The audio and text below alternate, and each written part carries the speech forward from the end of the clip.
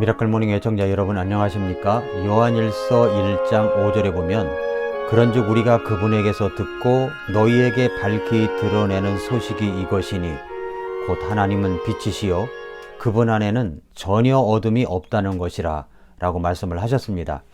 하나님은 빛이십니다. 그런데 이런 질문을 한번 드려보겠습니다. 하나님은 하나님이시기 때문에 우리들의 죄를 그냥 용서해 주실 수 있으실까요? 그냥 용서해 주시는 것일까요? 아닙니다. 하나님은 그냥 용서해 주시는 분이 아닙니다. 우리가 보통 하나님에 대한 생각을 하게 되면 하나님은 사랑이시다 라고 생각을 합니다. 그래서 그냥 내가 죄인이라는 것을 인정하고 하나님께 나아가기만 하면 하나님은 그냥 용서해 주실 것이다 이렇게 생각을 합니다마는 그러나 성경에서는 그렇게 말씀하시지 않습니다. 그게 무슨 말이냐고요?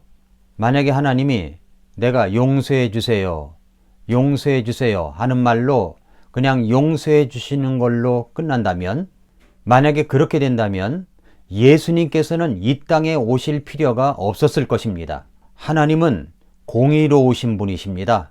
하나님은 의로우신 분이십니다. 그래서 하나님은 죄를 참아 보실 수 없으신 분이십니다. 그래서 죄는 반드시 심판하셔야 됩니다. 그래서 하나님께서 말씀하시기를 히브리서 9장 27절에 한 번 죽는 것은 사람에게 정해진 것이요 그 뒤에는 심판이 있다 라고 말씀을 하셨고, 로마서 6장 23절에는 죄의 삭은 사망이다 라고 말씀을 하셨습니다. 하나님은 공의로우신 분이시기 때문에 반드시 죄에 대한 대가를 치르게 하셔야만 하시는 분이십니다. 그래서 죄를 심판하셔야 됩니다. 그냥 용서해 주세요 해서 용서해 주시는 분이 아닙니다. 하나님은 그 공의로서 내 죄를 반드시 심판하셔야 하시는 분이십니다. 그러나 반대로 하나님은 사랑이시라고 했습니다. 하나님은 사랑이십니다.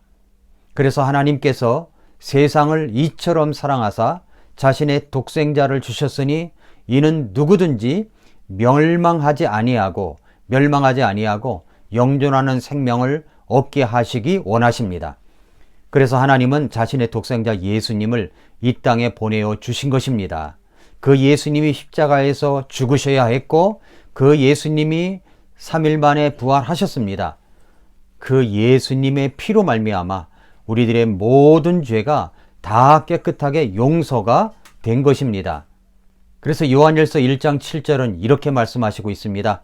그분의 아들 예수 그리스도의 피가 우리를 모든 죄에서 깨끗하게 하셨다고 말씀합니다. 여기 어떤 죄라고 했습니까? 얼마만큼의 죄라고 했습니까? 모든 죄라고 했습니다. 모든 죄에서 우리를 깨끗하게 했다고 했습니다. 우리가 하나님 앞에 죄인인 것을 깨닫고 하나님 앞에 죄를 회개하고 예수님을 믿을 때 예수님이 내 죄를 용서해 주신 시점이 어디일까요? 언제일까요? 지금일까요? 아니면 2000년 전 십자가에서 용서해 주셨던 것일까요? 모든 죄라고 하는 것은 예수님이 내 죄를 모든 죄에서 깨끗하게 하셨다고 했을 때 이 모든 죄라고 하는 말은 나의 과거에 지은 죄, 현재에 짓고 있는 죄, 앞으로 지을 죄까지 모두 포함해서 용서해 주신 것입니다. 예수님이 내 죄를 용서해 주신 시점이 언제일까요? 지금일까요? 내가 죄를 회개했을 때인가요? 아니면 예수님이 십자가에서 못 박혀 죽으셨을 때였을까요? 예수님이 십자가에 못 박혀 죽으셨을 때, 그때 우리의 모든 죄가 용서가 된 것입니다. 그래서 과거 십자가에서 나를 바라볼 때 나는 과거, 현재, 미래가 있는데 십자가에서 바라보면 나의 과거도 미래고 현재도 미래고 미래도 미래가 되는 겁니다. 그 아들 예수님의 피가 우리를 모든 죄에서 깨끗했다는 말은 과거, 현재, 미래를 통틀어서 깨끗하게 해 주셨다는 말씀입니다. 그러니 얼마나 감사합니까? 얼마나 놀랍습니까? 그래서 우리는 무엇이 되었습니까? 이제 하나님의 자녀가 되었습니다. 빛의 자녀가 되었습니다. 이제는 하나님과 교제를 나누는 사람들이 되었습니다. 요한일서 1장은 그렇게 우리가 하나님과의 교제를 누림에 있어서 우리의 장애가 무엇인가를 가르쳐 주시는 그런 말씀입니다. 우리는 하나님의 자녀입니다. 하나님과 교제를 나누는 하나님의 자녀들입니다. 이 하나님의 자녀들의 특징, 하나님과 교제를 나누는 사람들의 특징인 뭐가 있을까요? 첫째로 우리는 전에는 어둠이었지만은 이제는 빛의 자녀들이 되었다라고 말씀하시고 있습니다. 에베소서 5장 8절에 보니 너희가 한때는 어둠이었으나 이제는 주 안에서 빛이니 빛의 자녀들로서 걸으라 말씀을 하셨습니다. 빛이 있으면 그 빛이 있는 곳은 어둠이 전혀 없습니다. 여러분이 집안에 들어가서 어두울 때 전등을 켜면 빛이 밝혀지죠? 그럼 어둠이 싹 없어집니다. 빛의 자녀가 되었다는 말은 어둠이 없다는 말입니다. 나는 빛의 자녀로서 빛된 생활을 해야만 되는 것입니다. 그렇다면 나는 빛의 자녀로서 그 빛된 밝은 모습으로 생활하고 있습니까? 사람들이 모였을 때 내가 가면 사람들의 모습이 밝아지던가요? 어두워지던가요? 내가 가면 사람들이 좋아하던가요? 싫어하던가요? 내가 빛된 자녀가 된다면 나에게 좋은 향이 나타나고 밝음이 나타난다는 말입니다. 빛의 자녀들입니다. 우리는 빛의 자녀들입니다. 이 정체성을 똑바로 우리가 갖고 있어야 됩니다. 우리는 하나님의 자녀로서 하나님과 교제를 나누는 빛의 자녀들입니다. 둘째로 우리는 그 빛의 자녀로서 하나님과 교제를 나누는 사람들이 된 것입니다.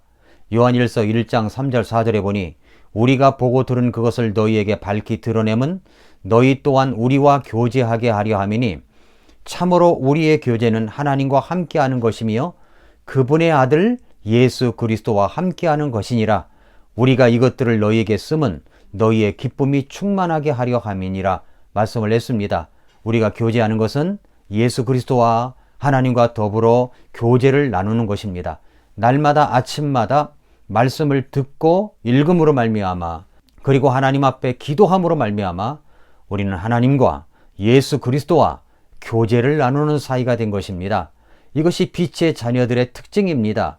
빛의 자녀로서 우리는 하나님과 교제를 나누는 사람이 되었습니다.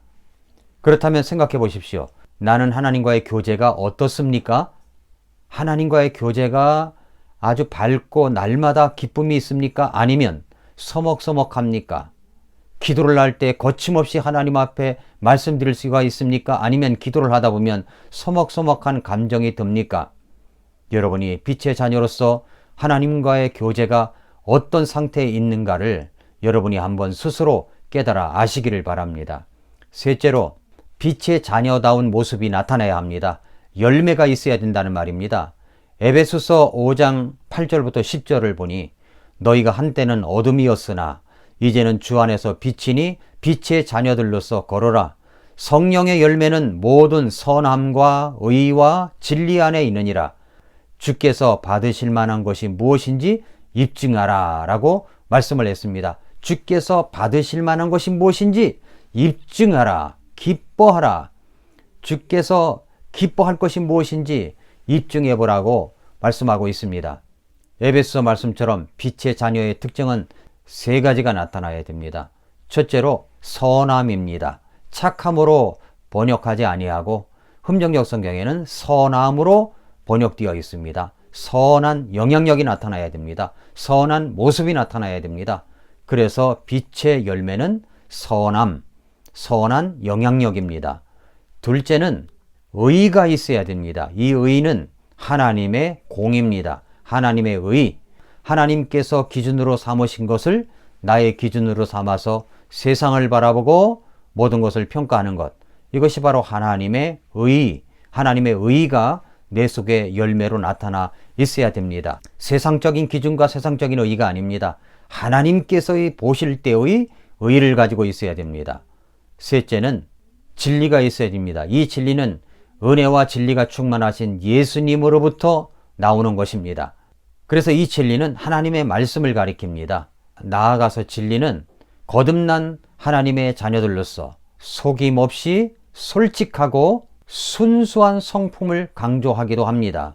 우리 속에 진리가 나타나야 된다는 이야기죠. 사랑하는 애청자 여러분, 데살로니가전서 5장 5, 6절 말씀에는 너희는 다 빛의 자녀요 낮의 자녀니라. 우리는 밤이나 어둠에 속하지 아니하니 그러므로 우리는 다른 사람들처럼 잠자지 말고 오직 깨어 정신을 차리자, 정신을 차리자 말씀하고 있습니다. 우리는 빛의 자녀입니다. 낮의 자녀입니다. 우리는 어둠에 속하지 아니했습니다. 그러므로 우리는 정신을 차리고 깨어 있어야 됩니다. 때때로 우리가 하나님 앞에 생활하다가 죄를 지을 때가 있습니다. 그럴 때마다 우리는 그 아들 예수님의 피가 우리를 모든 죄에서 깨끗하게 했다는 사실을 기억하고 예수님의 이름으로 하나님 앞에 나아가 만일 우리가 우리의 죄를 자백하면 저는 신실하시고 의로우사 우리 죄를 사하시며 모든 불의에서 우리를 깨끗게 하시는 하나님 앞에 아뢰시기를 자백하시기를 바랍니다. 그렇게 할 때 하나님의 우리의 모든 죄를 용서해 주시는 것입니다. 이제 자백했다면 용서하심을 믿고 다시는 어둠에 속하지 않겠다는 선언을 하십시오. 그리고 다른 사람들처럼 잠자지 말고 오직 깨어 정신을 차려야 합니다. 지금은 자다가 정신을 차릴 때입니다. 빛의 자녀로서 생활하는 귀한 하루가 되시기를 축복합니다. 오늘도 미라클 모닝입니다.